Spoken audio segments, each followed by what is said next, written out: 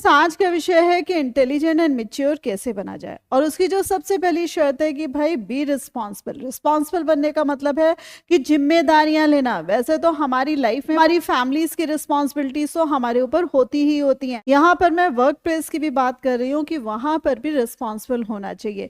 कई बार हमारे मुंह से निकलता है कि भैया जितना दाम उतना काम, यानी कि जितनी मुझे सैलरी मिल रही है या जितना मेरा काम है मैं उतना ही काम करूंगा और मैं हैप्पी हूँ।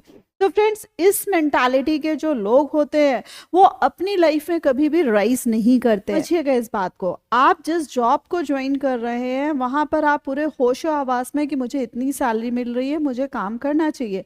तो फ्रेंड्स, कई बार क्या होता है कि काम ज्यादा होता है, कई बार काम हमें दिया जा रहा होता है, इतना सामने वाला रिस्पॉन्सिबल होगा और काम को हाथों हाथ लेने के लिए तैयार होगा, फ्रेंड्स वो उतना ज्यादा से ज्यादा ग्रो करता जाएगा। सेम वे फ्रेंड्स, यहाँ पर मेच्योरिटी और इंटेलिजेंस दोनों की बात आ रही है। उसके लिए आपका गुड ऑब्जर्वर होना बहुत जरूरी है, यानी कि आप अपने आसपास जितनी चीजें देख रहे हैं आप उससे कहीं ना कहीं कुछ ना कुछ सीख ले रहे हैं।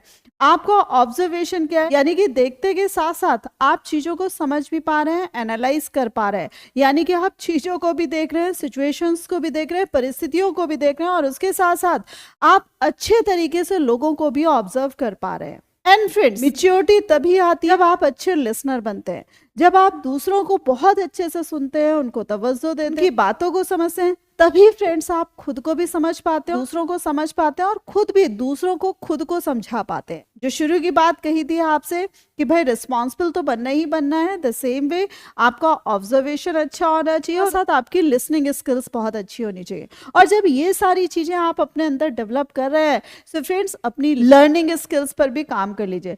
लर्निंग स्किल्स से हमें ये लगता है कि भाई हम कोई एग्जाम देने जा रहे हैं, यहाँ पर कोई एग्जाम नहीं है, लेकिन यस यहाँ पर जीवन की परीक्षा जरूर है। आप जितना एटमॉस्फेयर को समझते हैं, जितना लोगों को समझते हैं, जो चीजें एनालाइज कर रहे हैं उनको अपने दिमाग में भी रख रहे हैं। ऐसा ना करें कि आप चीजों को भूलते जा रहे हैं।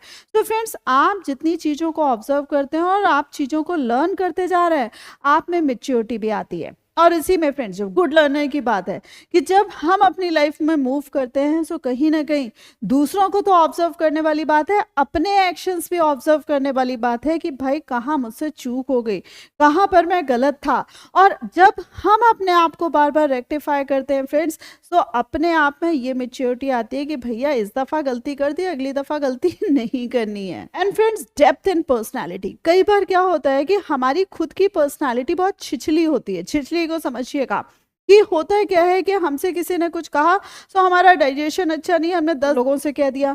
किसी ने हमसे अपने सीक्रेट्स बताए, कोई अपने मन की बात बताई, हमने भैया पोस्टर छपवा दिए। तो फ्रेंड्स, इसे कहा जाता है कि पर्सनालिटी में डेप्थ नहीं है, गंभीरता नहीं है। यानी कि आपका डाइजेशन अच्छा होना चाहिए कि लोग आपसे जब कोई बात कर रहे हैं तो वो आप पर ट्रस्ट भी कर सकें कि भैया मुझे राय सलाह तो अच्छी मिलेगी ही मिलेगी।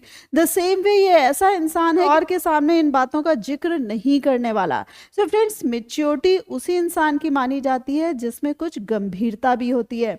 तो अपनी पर्सनालिटी को शैलो पर्सनालिटी कभी मत बनने दीजिएगा। इसके साथ साथ फ्रेंड्स, आप में अपने डिसीजंस लेने की तो काबिलियत होनी ही होनी चाहिए। द सेम वे अगर आपसे कोई दूसरा भी राय सलाह मांग रहा है तो आप अपनी उचित सलाह दे सकें। यानी कि ये डिसीजन लेने की एबिलिटी कब आएगी, जब आप अपनी पढ़ाई लिखाई पर भी ध्यान देंगे, जब आपको दुनिया भर की नॉलेज होगी और उसी के साथ साथ आप दूसरे लोगों को अच्छे से सुनेंगे भी। सो फ्रेंड्स, आप में कॉन्फिडेंस आ जाएगा कि आप अपने डिसीजंस खुद ले सकें। और उससे भी ज्यादा जो कॉन्फिडेंस आएगा कि यस मैंने जो डिसीजन लिया है उसको मैं पूरे दिल से एक्सेप्ट कर रहा हूं। यानी कि कई बार जो हम डिसीजंस लेते हैं, कई बार उनके रिजल्ट्स बहुत अच्छे आते हैं, कई बार रिजल्ट्स बहुत खराब आते हैं।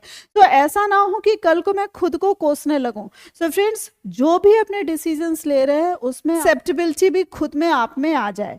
द सेम वे फ्रेंड्स, अपनी लाइफ का एक जो फलसफा होता है कि बायगॉन्स आर ऑलवेज बायगॉन्स, यानी कि लाइफ में जो बीत गया सो बीत गया।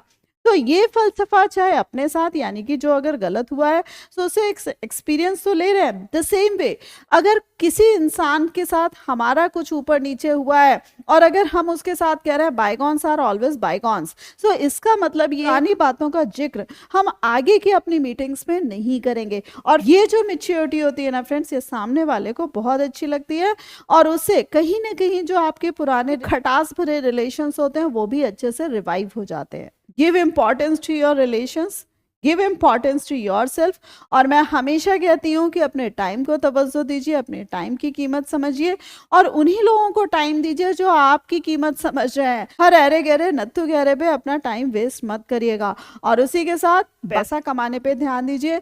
जब आपके पास पैसा होगा तो लोग आपको इंटेलिजेंट भी मानेंगे, उसके साथ साथ आपकी मेच्योरिटी के भी कायल होंगे। तो फ्रेंड्स, होप इस वीडियो के माध्यम से आपको बहुत सारी चीजें समझ में आई होंगी, बट कौन सा पॉइंट सबसे ज्यादा अच्छा लगा मुझे कमेंट करके जरूर बताइएगा।